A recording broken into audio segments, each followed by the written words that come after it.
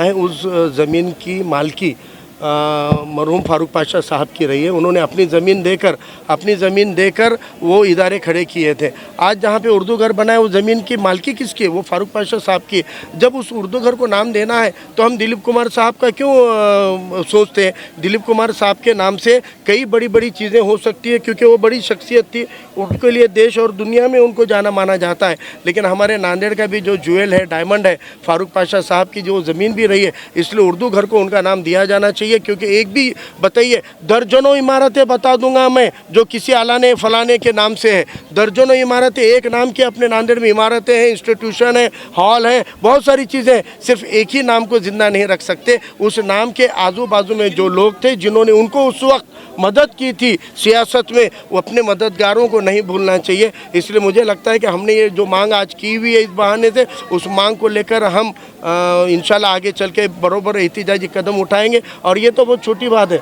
नांदेड़ की 7/12 के मूल मालिकों के अंदर फारूक पाशा साहब है, नूरुल्लाह खान साहब है, हरिहरराव सोनोड़े साहब है, वीडी देशपांडे साहब है। आप उनके कूड़ को नहीं मिटा सकते। इसलिए हम हमेशा कहते हैं कि आप 7/12 के धनी नहीं हो, कब्जेदार हो, और उसकी मूड़ जिनके नाम पर है उन लोगों के और उनकी कौमों को भी आपको इंसाफ के तकाजे पे इंसाफ करना पड़ेगा। उनको भी आगे चल के उनका हिस्सा देना पड़ेगा। और शंकरराव चौहान साहब में काफ़ी दोस्ती थी और उनके फैमिली रिलेशन थे। कमल किशोर कदम साहब के भी फैमिली रिलेशन थे। फैसल पाशा साहब ने खुद अशोक चौहान साहब को और कमल किशोर साहब को दावत दी थी, और उनकी दावत पे कमल किशोर कदम साहब इतनी उम्र में थके हुए, आज उनको बॉम्बे जाना था लेकिन उन्होंने बॉम्बे का प्रोग्राम कैंसिल कर दिया और अपने टूर्नामेंट को विज़िट की। और उन्होंने उनका कार्यक्रम में तब्दीली कर कर विज़िट की। उन्होंने आए और आधा 1 घंटा 1.5 घंटा बैठकर मैच देखा और उन्होंने एक रिक्वेस्ट की, कहा कि भाई ये टूर्नामेंट हर साल होना चाहिए। फ़ौरन हमने उनको वादा कर दिया कि सर इंशाल्लाह फारूक पाशा साहब के नाम से टूर्नामेंट हर साल होगा। अब अशोक चौहान साहब क्यों नहीं आए, इसके बारे में उनको ख़ास दावत फैसल भाई ने दी है। मैं कुछ कहूँगा तो कहेंगे कि फिर बात करते हैं, इसलिए इस बारे में मैं मुनासिब नहीं समझता, क्योंकि मैंने दावत नहीं दी थी। फैसल भाई ने उनके फैमिली रिलेशन के मद्देनज़र दावत दी थी और मुझे लगता है कि उन्होंने एक बड़ापन दिखाना चाहिए था, कार्यक्रम शेड्यूल को एडजस्ट करके आना चाहिए था। अगर वो आते तो जैसे कमल किशोर साहब का हमने यहाँ पर दिल से इस्तकबाल किया, उसी तरह हम अशोक चौहान साहब का भी इस्तकबाल करते, क्योंकि ये कोई सियासी मंच और चुनाव नहीं है। ये जो है ये एक खेल है और ये अपने माजी की क़यादत को बुलंद करना है। फारूक पाशा साहब के ताल्लुक से मुझे लगता है कि अशोक चौहान साहब को वो अपने बच्चे के जैसा मानते थे, तो उन्होंने भी अपने पिता के जैसे पितृतुल्य क़यादत के लिए वक्त भी देना चाहिए। और आगे चल के उम्मीद करेंगे कि वो कुछ कारगर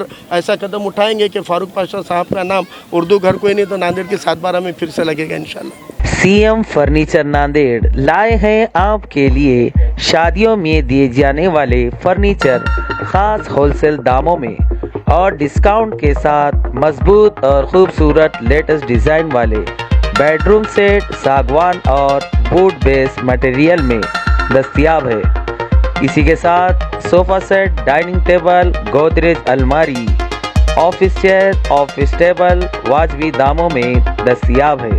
एक बार ज़रूर तशरीफ़ लाएँ। हमारा पता है CM furniture and home appliances, famous function hall के पास, इलाही मस्जिद के सामने, माल टेकरी, देगलूर नाका रोड, नांदेड़।